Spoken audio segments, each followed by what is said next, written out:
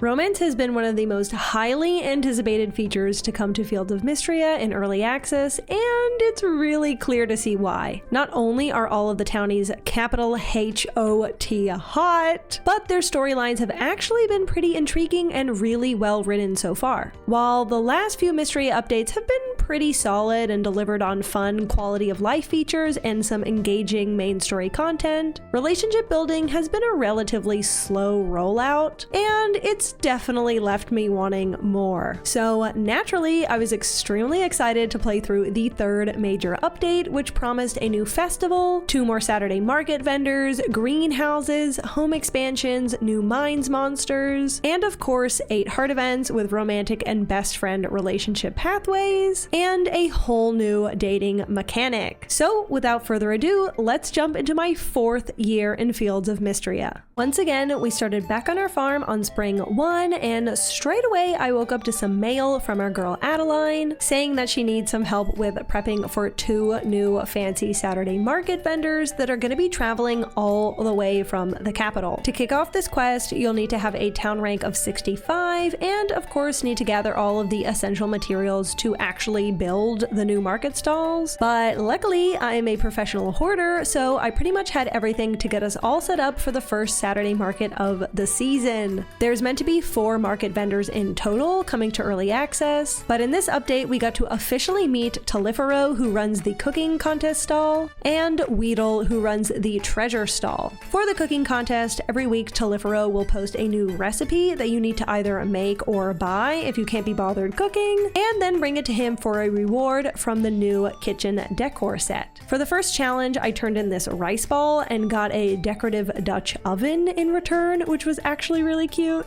To be honest, I was kinda expecting that in addition to the contest elements of the stall, we were maybe going to be able to unlock some fancy recipes from him, or at least buy some fancy food he makes. So that was kind of a letdown, but at least Talifero is some nice eye candy, even though he is kind of a jerk. As for Weedle, there's not much to say here other than he is quite literally a snake oil salesman. Yes, you heard that right. Weedle sells ice, fire, and poison snake oil that can power up your sword to help you fight monsters in the mines. I was skeptical as to whether these were actually gonna work or not, and spoiler alert, I don't really think they're worth it for the price, but we will explore the mines a bit more later on. In addition to snake oil, Weedle also sells some other crazy overpriced items and extra large chests and deluxe refrigerators, which can now store more items, which is actually amazing news for a hoarder like me. Overall, even with these 2 new additions, there's still not a ton happening at the Saturday market in my opinion. The devs keep giving us little crumbs of decor and new furniture pieces each update, but the stock in each of the stalls is still relatively kinda empty. So I really hope that there will be more coming in the future. While I was getting the Saturday market set up over the last week, I was also on that gift grind and made use of all the loved gifts I had been hoarding for the bachelors and bachelorettes. And at no surprise to anybody, the first Mistria hottie I got to 8 hearts with was in fact March. So giddy with excitement, I ran straight to bed expecting a letter in the mail the following morning, but instead I was greeted by a very distressed Ulrich. I'm sorry, what? I'm sorry, what do you think was happening, Ulrich? He mentioned he had something he wanted to talk to you about before he left last time. He was like, wow, Stephanie just keeps giving me gold ingots. I've fallen in love with her. This is it. I have to tell her how I feel immediately. Apparently, I was right, because the story goes that March was about to come and see me at the farm before Adeline showed up at their shop with an urgent request for him. March, for some reason, thought it would be smart and went to the mines by himself. And of course, he got into some trouble, leaving yours truly to go and rescue him. But looks like I'm also going to need to be rescued, because what do you mean I fell through a hole in the floor? While we were trapped together in the mines though, March and I had a little heart-to-heart and we held hands and had a snack together. This cutscene was so cutesy. Chad and I were literally giggling and kicking our feet the entire time. Did you really mean it? Oh my god. Yes. I do care about you more than anyone. I was planning to talk to you last night before everything happened. Oh my god. I've been wanting to tell you. I'm sorry that I've been such a jerk to you. I was wrong to give you such a hard time when you just moved to Mistria. And the truth is, I want to be with you. Oh my god. Yes. Now kiss. Cute. Oh, that's so cutesy. Oh, I'm gonna cry. Errol, you interrupted.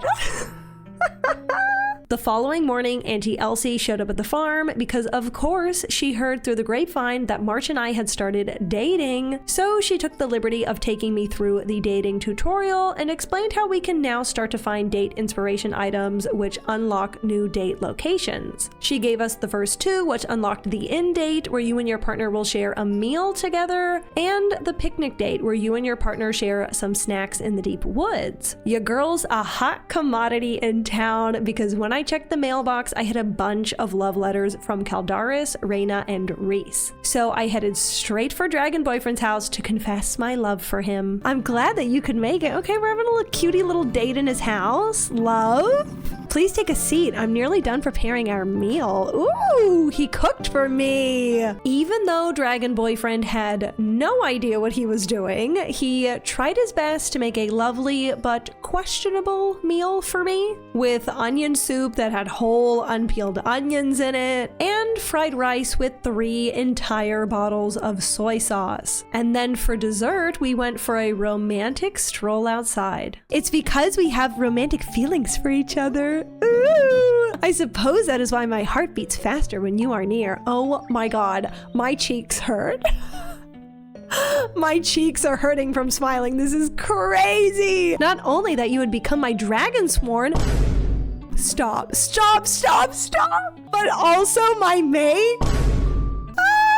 I can't watch this. Okay, now kiss. Oh, yay. Oh my god, that's so cute. What a delightful sensation. The softness of your lips on mine. This is the best cutscene I've ever had. I should like to repeat it many times. Oh, Caldaris, tell me more. This is crazy. A lot of y'all have been asking me which townie I'm going to marry, and after that insane cutscene, I think I can safely say now that we're picking Caldaris for this playthrough. Despite this revelation, we only had seen 2 cutscenes so far, and although Auntie Elsie said it was okay if we played the field a little bit, this is where things started going off the rails. The writers did such a good job with so many of the cutscenes, I just couldn't help myself. Reyna's cutscene was really cute, but not super romantic in my opinion. So I went the best friend route with her and helped the Sleeping Dragon Inn gain Mistria's version of a Michelin star. But with Reese, that man surprised me by pouring his heart out and saying how he sees a future and family with me. Mistria has become my home. See, that's sweet. But it's not just the birds I have to thank for that. It's you too. Ah! I don't know what to say. I did it. I clicked. Here with you, side by side. Where else could my home be? Oh my god. Oh my god, yes! I was really looking forward to Island's cutscene as well because it always gives some juicy lore on Mistria, and this one didn't disappoint. Island and I went on a romantic walk through the deep woods, and using my fancy magic, I discovered a secret little garden in the woods which had the final piece of Dragonsworn armor. Once again, I was swept up in the moment and confessed my love for my new cotton candy haired boyfriend, but we didn't even kiss at the end, which was actually kind of a scam. Come on, let's head back. We'll drop the armor over at the museum and then I'll walk you home. No, wait, we're meant to kiss here. No! We're meant to kiss here!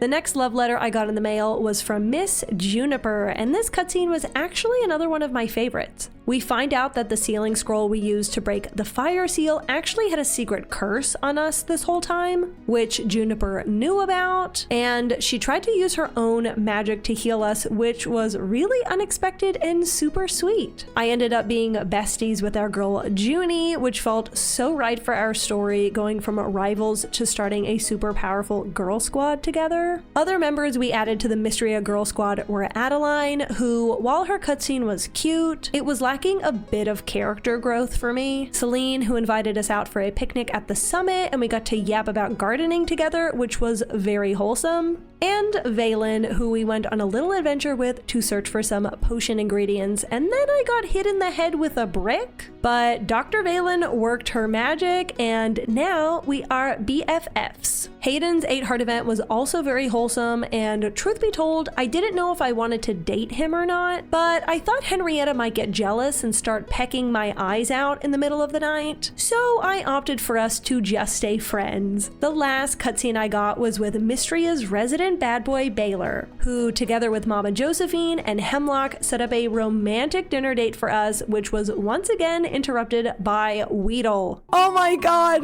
the writers! The writers were like, we're not beating around the bush. Just shut the hell up, Weedle. It's bad enough I have to see his sleazy face during the Saturday market, but Baylor and I ran him out of the inn and confessed our love for each other, making a grand total of 5 boyfriends in this playthrough. And now that I have 5 boyfriends, of course the next step is to start going on cute dates with all of them. In order to unlock the rest of the date locations, we have to do a bit of hunting for those date inspiration items around Mistria. The first one I found was from fishing down at the beach. This pink heart shell unlocks the beach date where you and your partner take a romantic sunset walk on the beach and look for shells. The second date inspiration can be found in treasure chests in the mines, and it unlocks the gem cutting date where you and your partner spend a wholesome afternoon down at the forge, and you get to leave with a beautiful gem. I did this date a couple times and actually ended up finding a pink diamond, which is the gem that can be found in the next section of the mines, which is still locked. So that's really cool and suspicious. The next date inspiration took me a little while to find because you have to get lucky with these dig spots in the Eastern Road, but this one unlocks the park bench date where you and your partner will sit down by the pond and they will pick a flower for you, which is super adorable. The last date is by far the most annoying date to unlock because you will need to purchase a 100,000 Tesserae bar of soap from Weedle. Yes, you heard me correctly, a 100,000 Tesserae bar of soap. But don't worry, it's totally worth it, trust me, because it unlocks the bathhouse date where you have a romantic dip with your partner to replenish your stamina, and you get to leave with this amazing photo card. If you are dating Caldaris like me, he can go on all of these dates as well. They just all take place in the deep woods, so for the bathhouse date, for example, he just heats a pool in the forest himself, and you still get to leave with a spicy photo card. I thought it was pretty funny how they made sure Cal could still go on dates even though he's stuck in the forest, but I cannot wait to see him eventually out and about with everyone else in town and getting to go with us to the beach and the bathhouse for real. While there's no dialogue during the actual dates, there is some special dialogue if you talk to your partner afterwards, where they will comment on the date or say how much fun they had with you, which I thought was a cute touch. I still feel somewhat overheated. Can we just have a round of applause for the dialogue and whoever wrote this? Yes, thank you NPC Studio for your service. While I was romancing basically half the town, I got another letter in the mail from Adeline with another town upgrade quest. This time to help create a new and improved carpentry shop for Reese and his uncle Landon. Once again, we need to gather materials to help make this happen, and I kind of died a little inside seeing how much refined stone we need, but the rewards for this quest are super exciting. So I immediately hit the mines for the next few days to gather all the things we need. While we were in the mines, of course we got acquainted with the new and improved monsters that live in the various biomes. In the lava mines, we now have the lava cat, which can be turned to stone if you pour water on it with your watering can for an easier fight. And the flame sprites, which are by far the most annoying creatures in this game. The only tip I've discovered for these ones is that you can jump over the tiny fireballs to dodge them, but otherwise the best strategy of attack is to just try and knock them out as quickly as possible. The rock and ore clods also got an update with certain variants now shooting bombs at you. I never thought we would see bombs in Fields of Mistria, but I'll take it because if you didn't know, you can actually catch the bombs with your bug net and then use them later on to blow up rocks and other monsters, helping you get through floors a lot quicker. The green rock clods now charge their entire bodies at you, which you can knock back with your sword, and our mushroom friends that fart poison clouds at us can now disappear. As for the snake oil that Weedle sells, I wouldn't waste your money on it. It technically does work, and you can see the ice snake oil slows down enemies slightly, and the poison one does some additional damage. But for 5,000 gold a pop, they really don't do enough for me to care about them. But overall, things are starting to get pretty hectic in the mines, which makes me think that maybe as Caldaris is gaining his strength back, whoever is in charge of the monsters in the mines is also getting more powerful. I don't know, guys, but I'm expecting things to get even crazier next update, but I guess we will cross that bridge when we get to it. After spending a few days down in the mines and using the stone refinery to craft a ton of materials, we finally got everything we needed to upgrade the carpenter shop, which means that we've got our first greenhouse on the farm. There are currently 2 sizes of greenhouses you can get from Reese's shop, but the one you get for free from completing the quest is the small size, which can fit one of these little sprinkler guys worth of crops. Green tea is a great moneymaker in Mistria, so I decided to fill this one with tea leaves. And of course, I also added a couple cute decor pieces inside to spruce it up a little bit. It took me a while, but I did end up buying the large greenhouse as well, which resells for a whopping 100,000 tesserae. But I think it's definitely a good investment because there's enough room for 4 little sprinkler buddies inside. So there's a ton of room to plant whatever you need year round, whether it's flowers for crafting and gifting, fruit trees, hard to find forageables for cooking, or in my case, I decided to plant wheat and rice, which are other great moneymakers. Specifically, I like making bread and roasted rice green tea because if you have the time to eat perk unlocked, they don't take any time to make and sell for a pretty decent profit. In addition to the monetary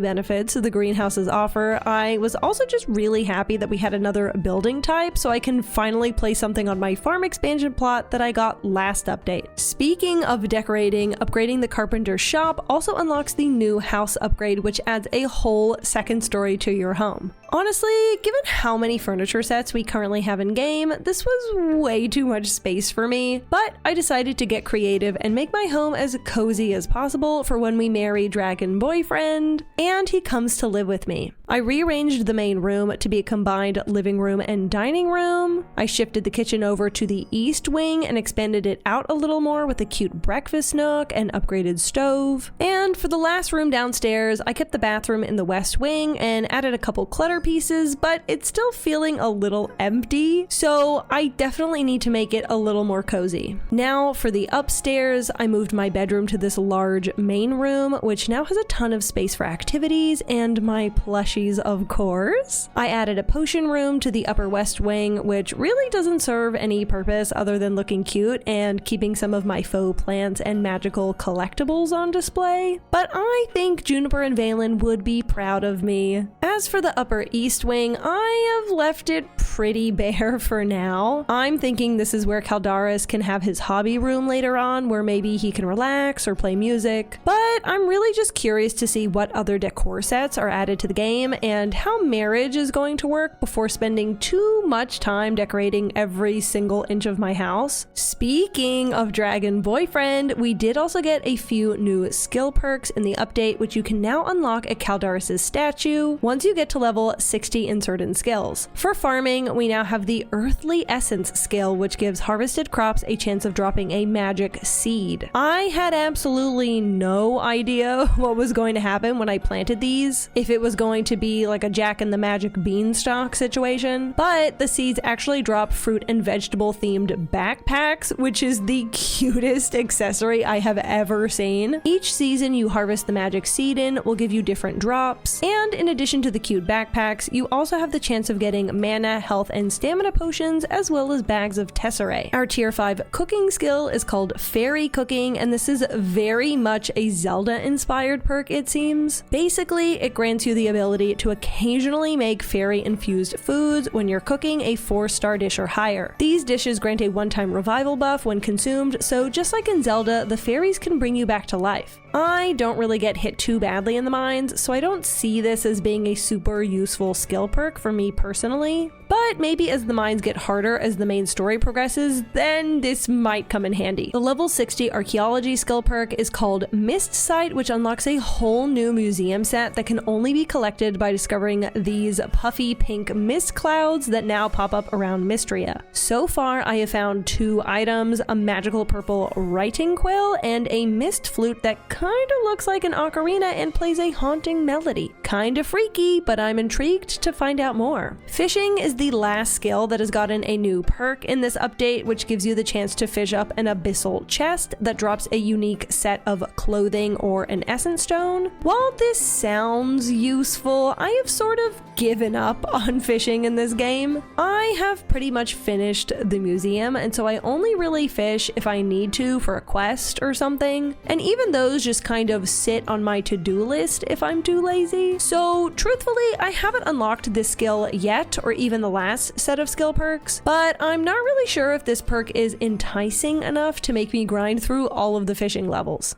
With every new update, we have always gotten a new festival, and this time we got the Harvest Festival, which happens on Fall 10. Similar to the Spring Flower Festival, where Celine visits your farm, on Fall 7, Raina will show up to tell you that you can now start to collect queen berries around Mistria for the next couple days, and depending on how many you pick, you will earn a prize at the festival. In order to get first place, you need 50 or more queen berries, but they're really easy to get. Just like with the Breath of Spring flowers, you can gather them by doing your usual activities around Mistria, and I have found the fastest way to collect a bunch is just grinding through the mines for a couple of days. I had well over 100 queen berries and easily won first place, earning some Harvest Fest goodies. At the festival, you can also buy some more harvest-themed decor and clothes, which are super cute. Grab a plate of food from the giant feasting table, which replenishes some stamina. Visit the pumpkin patch to receive a randomized pumpkin decoration. And most importantly, you can ask your favorite Fields of Mistria hottie to dance in the town square.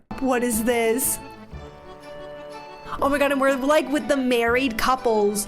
Oh, this is incredible. Do a little spin, March. Do a little spin. Oh, this is so cute. This was definitely very reminiscent of the Stardew Flower Dance Festival, especially if you choose to wear the harvest-themed dress like I did. And yes, you actually can participate in this tradition with Caldaris, but just like with your dates, your dance with him takes place in the deep woods. And on that festive note, I have officially played through Fields of Mistria's 3rd major update, and I think it's safe to say that this has been my favorite update so far. Even though there wasn't any main story content to explore this time, all of the 8 heart events certainly delivered the spice I was looking for, and I'm excited to see how Mistria will keep building on the romance mechanic into marriage and beyond. Despite this update being similar to the first major update, which was a little lacking in my opinion apart from the heart events, I was actually kind of surprised by just how much content